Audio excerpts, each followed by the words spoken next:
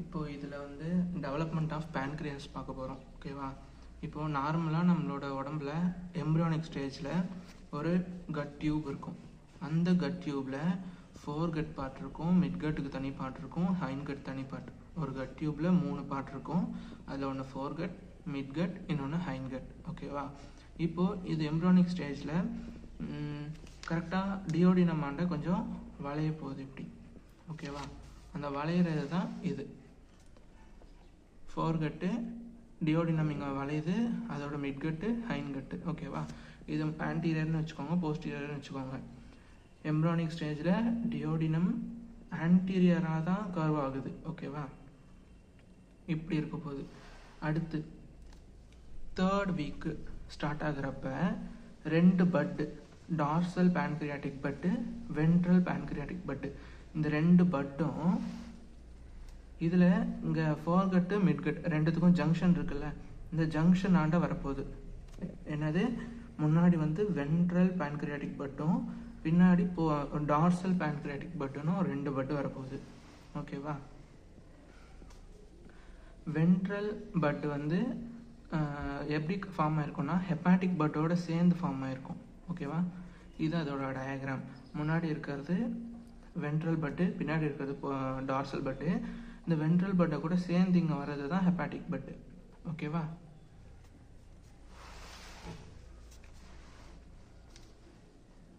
அடுத்து இப்போது நார்மலாக நமக்கு மொத்தம் ரெண்டு ரொட்டேஷன் நடக்க போகுது. ஃபஸ்ட் வாட்டி ரொட்டேஷன் நடக்கும்போது அந்த ஷீ ஷேப் டியோடினம் மொத்தமாக 90 டிகிரி ரொட்டேட் ஆக போகுது. ஓகேவா? ரீசன் வந்து டிஃபரன்ஷியல் செல் க்ரோத்.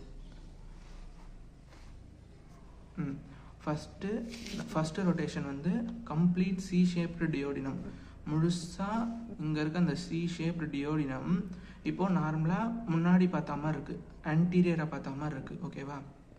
ஆன்டீரியர் முன்னாடி பார்த்த மாதிரி இருக்குது. அது first C shape duodenum 90 degree ரொட்டேஷனுக்கு அடுத்து அது ரைட் சைடுக்கு வருது. ஓகேவா?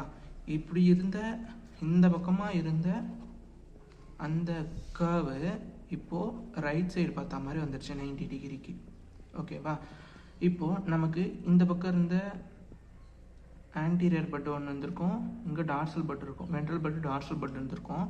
இப்போ அந்த வென்ட்ரல் பட்டு லேட்ரல் பட்டாகவும் டார்சல் பட்டு மீடியல் பட்டாகவும் மாறிடுச்சு. ஓகேவா? இப்போ அடுத்து வென்ட்ரல் பட்டு மறுபடியும் 180 டிகிரிக்கு ரொட்டேட் ஆக போகுது. ஓகேவா? இப்போது முழு டியோடினம் கிடையாது, ஒன்லி முன்னாடி இருக்க அந்த பட்டு. ஓகேவா? இந்த முன்னாடி இருக்க ஒரு பட்டு மட்டும் முழுசாக 180 டிகிரி ரொட்டேட் ஆக போகுது. இப்போ நமக்கு இந்த மாதிரி வந்துடுச்சு. ஓகேவா? இது டார்சல் பட்டு, இது வென்ட்ரல் பட்டு. ஓகேங்களா? அடுத்து formation of duct, pancreatic duct. ஸ்டார்டிங்கில் இந்த பட்டுக்கு தனியாக ஒரு டக்ட் போகும், இந்த பட்டுக்கு தனியாக ஒரு டக்ட் போகும்.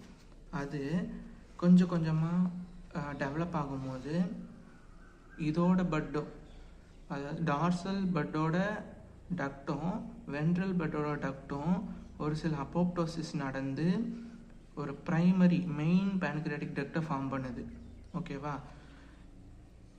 அதாவது இந்த ஹெட்டோட பார்ட்டில் வரக்கூடிய இந்த வென்ட்ரல் பட்டோட டக்டும் பாடி டைலோட அந்த டக்டும் சேர்ந்து மெயின் பேன்க்ரியாட்டிக் டக்டை ஃபார்ம் பண்ணுது. ஓகேவா?